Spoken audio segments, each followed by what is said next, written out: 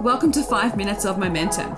These episodes are a short 5-minute burst of inspiration, motivation, and massive action. If you need that little kick up the butt to get things moving and to inspire you to take massive action, then every single Thursday I'll be sending you through a 5-minute episode to download, digest, and implement to finish your week off strong. Are you ready to get started? Let's go. Welcome back to 5 Minutes of Momentum. Today I want to talk to you about this recent trend, the hills I will die on. And I really like the trend because it kind of helps you get clear on what is really important to you, right? What are the main stances that you have on things? And this is a really great way to have your content cut through the noise because people always gravitate towards people who have similar values. And so when it comes to the hills that I die on, I want to share with you a couple that really come to mind for me. Number one is consistency will always outperform intensity. I see this time and time again where people get so annoyed with the fact that things aren't working in their business because they've been very inconsistent with whatever strategy they're following through on, right? No matter what it is, your content, your sales activities, your visibility activities, when your consistency is not there, the outcomes absolutely reflect on that. Second one, huge one for me. Sales, the skill that you need to learn, is a non-negotiable if you want to scale your business. You must learn sales. If you're not learning sales, it is a foundational skill set in order for you to make money in your business. So if you've been avoiding learning sales, it's time to set things up and actually learn it. Number three, won't surprise you, is mindset work is not optional, it is essential. If you really want to grow and scale your business, if you want to be in business for a long period of time, you're going to have to work on your mindset. It is the most important piece. Honestly, I 100% will always die on this hill. It is the biggest piece that will determine whether you succeed or whether you fail and whether you give up, honestly. The next one, you don't necessarily need more strategies. You need to execute on the ones that you actually have and you need to execute on them effectively. A lot of the time with women I work with, I find that they're executing 20%, 50% of the equation when it comes to a strategy, and they're missing out essential parts that is then impacting their results. The next one is support and proximity are shortcuts to growth. I have always believed this, no matter what, in the whole journey of my business. I'll always believe that by having support, obviously guidance and coaching and being able to have someone that calls you out on your bullshit, someone that guides your next step, someone that helps you be able to think differently, is an absolute game changer in business.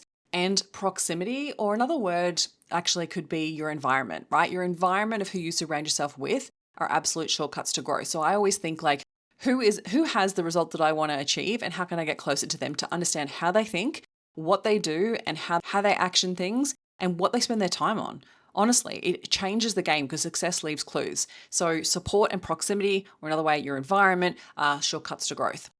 And the last one, you can build a business that feels good and is highly profitable, and you should. Like, it's anytime that I have anyone that talks about how it's not about the money, you need to make it about the money. You need to make it about the money for a period of time, because if you're not making good money in your business, you will very quickly give up on it and you'll very quickly feel so overworked, underappreciated, and end up wanting to close the business down anyway. Profitability is incredibly important. And you need to keep that in mind from the beginning. You want to think about, how can I make this profitable long term? Yes, but how can I make it profitable now so I actually stay in it for a long term? I have this whenever someone comes into any of my containers or wants to work with me one-to-one. If they only have low ticket offers and they're starting out, or they're at least like the first three years in business, I'm like, you need a high ticket offer. You need to be making good money in your business. Otherwise, it'll be very difficult for you to feel like you can make traction and be able to invest back in your business and invest back in yourself and actually put food on the table and survive in business. Like, if you're not profitable, you'll very quickly want to give up on it. And so I always come back to the profitability at every stage of growth in your business, because if your profitability is off, it can quickly become very difficult to run your business, and it'll end up being this thing that just builds and builds and builds. And then if it's not profitable, it will slowly erode all of your income in your business. It'll slowly erode all of your free will, your options, your choices. It'll erode every part of your willingness to actually make a business succeed.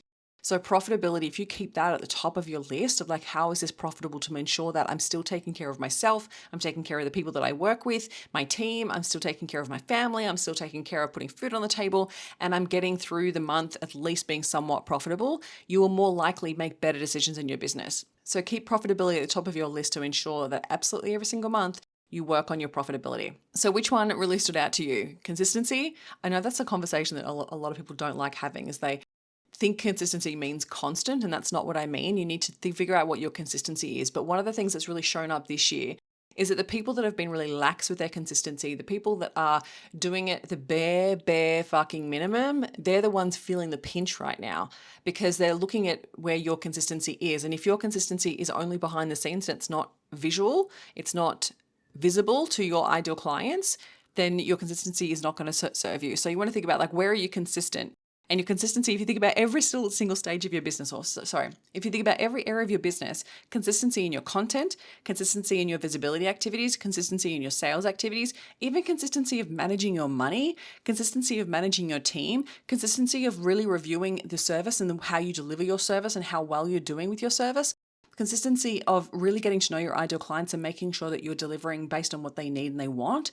Like, consistency shows up in every part of our business, and yet often we make it feel like it has to be this hard thing. It doesn't have to be hard, but you do need to run your business as well as deliver your service. So which one shows up for you the most? I'd love to know. Sales, the consistency, mindset work is not optional. You need to execute effectively on the strategies that you want to have. Support and proximity are shortcuts to growth, and you can always build a business that feels good and is highly profitable. So I'd love to know, what hill are you dying on this year?